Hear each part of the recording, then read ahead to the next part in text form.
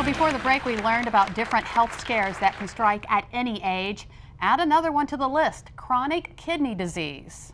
The National Kidney Foundation reports 26 million people are living with the disease.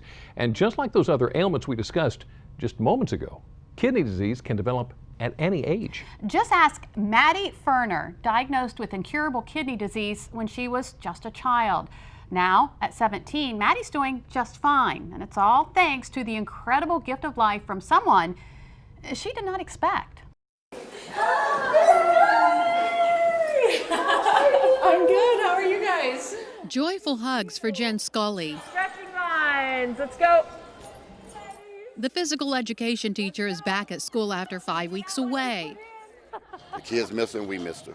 Jen was busy saving a life. She was donating a kidney to a teenager with a debilitating disease, a student who kept her illness a secret until now. This is my girl. Maddie Ferner was diagnosed with incurable kidney disease when she was 6 years old. It was to the point where they thought I was going to die when I was little. Growing up, Maddie has been quietly fighting at the mercy of modern medicine. How many surgeries have you had? Like close to 30 at this point. Yeah. Jen and Maddie had an instant connection. Maddie shared the name of Jen's favorite aunt. Jen felt a calling. There are people out there begging for kidneys, and then she offers me it like, oh, here, have a bag of groceries or something. And It was the hardest thing I've ever done, but also the most amazing. Now the teacher is feeling good. What do you think your Aunt Maddie would say if she could talk to you now? Good job. Just walk down the hall. The student's secret is out. in order to take our experience and really do some good, I think that people need to know. The two are bonded for life, grateful, hopeful, an inspiration to others. And so far, so good. Scully's kidney is working just fine for Maddie. Doctors are working on finding the right treatment to prevent Maddie's kidney disease from coming back. That is quite a sacrifice that Jen made to help. But you know, you don't always have to donate a kidney to help. And our next guests are here to tell us how. Nicole Scharf is with the Southern Delaware National Kidney Foundation, and Robert Dehart is a volunteer for the foundation who received a kidney transplant. Great to have you guys with us. Thanks for you having so us. much. Thank you. I want to know more about your story. When were you first diagnosed? I was diagnosed when I was 18 years old Yeah. with diabetes, and I had diabetes for 20 years, and I started having kidney failure. And my sister gave me a kidney, and I got a cadaver pancreas from an 18-year-old man that had died in Florida with an aneurysm. Right. And at the University of Maryland in Baltimore, I received the kidney and pancreas transplant April 6th of 1999. Was very successful, and after my transplant, I then became legally blind in 2009. I had lost my eyesight and had gone through the blind industries and got training, was using a walking cane and learned to use Braille. And then I regained my eyesight after 3.5 years of blindness. Oh my. And now I have 20/20 vision in my left eye, and I have 20/40 vision in my left eye. Well, thanks What to a that transplant. Let's story. go back to the transplant. What was the recovery like? The recovery, I spent approximately 12 to 15 days in the hospital. My sister, who gave me the kidney, was back working in 2 weeks. And my recovery, I would say in about maybe 4 months, I became where I was back with my health and was able to start doing things. I had a lot of rejection medicine I had to take, and I'm still on rejection medicines, but it's lowered.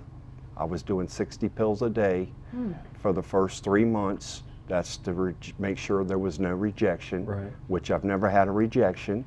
And now I am doing approximately maybe 25 pills a day throughout the day, and I'm living a very good life again. What a terrific story. Robert, you look great. You Well, look thank you. absolute.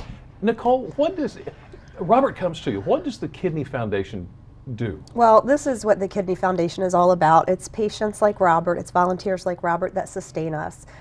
We have 3 initiatives right now with the Kidney Foundation, and they are prevention, obviously. There are ways to prevent or slow down the progress of chronic kidney disease by knowing what your risk factors are. The 2 main risk factors for us are diabetes and high blood pressure. So knowing your numbers, getting screenings frequently to know what your numbers are looking like and see how well your kidneys are functioning is very important. So along with the prevention piece, we're targeting awareness, which is why we do our kidney walks, to make people aware of the disease and how they can help. And then obviously our third thing is treatment. So there's not a cure for kidney disease, but there are treatment options. The first being dialysis, and there are several ways that you can receive dialysis. And the second treatment option for kidney disease is a transplant. So Nicole, this is a big year for the Kidney Foundation. It is. The Maryland affiliate of the Kidney Foundation celebrates our 50th anniversary this year. So we're really excited, have a lot of great things planned for our walks to make them just even more fun this year. Like what? What can we look? What will we see at the walk? Well, what you will see is tons of patients out there that are dialysis patients, tons of recipients that are there that have received a transplant or are willing to be a donor to give someone the gift of life. It's very dog friendly, lots of kids. We have a kids zone area where we do some face painting and play some games. Great fun for the kids. It's a really beautiful 3-mile walk. Each of them are about 3 miles. And just great fun afterwards with snacks and goodies and giveaways and food. Where does the money that you raise go? The money that we raise through our walks, some of it goes towards research to find out what we can do to further prevent chronic kidney disease. But most importantly, a lot of our money goes towards our Patient Emergency Assistance Fund, and that's something that we're so proud of. That program directly impacts patients that are on dialysis or going through a transplant situation. And they would work directly with their social worker on this. And what it does is we can help provide support for, are they short on their rent check? Do they need their electric bill paid for? Do they need groceries that they're unable to meet because they're spending a lot of money on medications and health, treatments? So we're really proud that we can give back to the community and our patients in that way, and that's where our supporters just are so much more willing to give because they know the money's going to stay local, they know that we're helping patients, and it's really a good feeling. And you've got 2 walks coming up. We do. Our first walk is Sunday, April 27th at Cape Henlopen State Park in Lewis, Delaware at the beach. Beautiful 3-mile walk on the beach. 9 a.m. check-in, 10 a.m. start. Our second one is Sunday, May 4th at Winter Place Park in Salisbury, 9 a.m. check-in and 10 a.m. start on that as well. And you're going to have beautiful weather for both. We're going to try. We've ordered it. It's been ordered. It'll happen, Robert. Nicole, thank you so much for coming in. Thank you for having us. Thanks for having us. Thank you. And of course, all this information and start times for the kidney walks on Delmarva will be on our website, delmarvalife.com. How about that for a touching story? It is nice to see people come together to help somebody in need. Now, is there anything sweeter than a teenager's first love? But what if that first love turns violent? Up next, we're going to take a look at teen dating violence. And later, learning self-defense is just part of a fun summer program here on Delmarva. We'll show you how your kids can spend those long summer days not only playing, but learning some important core values. But first, we just learned about kidney disease. Now let's learn about kidney stones. Here's Dr. Oz. Hi, I'm Dr. Oz. The risks for painful kidney stones increase in warm weather, where it's easy to become dehydrated. So drink more fluids. Water is best, but citrus drinks work well too. The symptoms include bladder and urinary tract pain, fever, and blood in your urine. If you're experiencing these, you gotta see a urologist immediately.